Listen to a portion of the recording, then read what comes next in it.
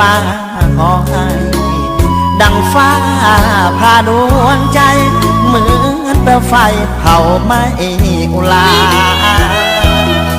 มันกุ้มใจนะเมื่อคนฮักตัดใจไหลยาย่อนเอามันคนด้อยค่าแค่เพียงจ้าตำรวจจนก่อนเอาเคยเผยว่าหากมันว่าส่วนนิดนี้ลันจะหา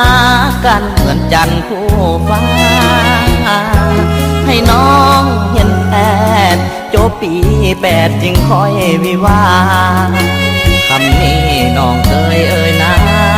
อ้ายก็ท่าวันนั้นมาถึง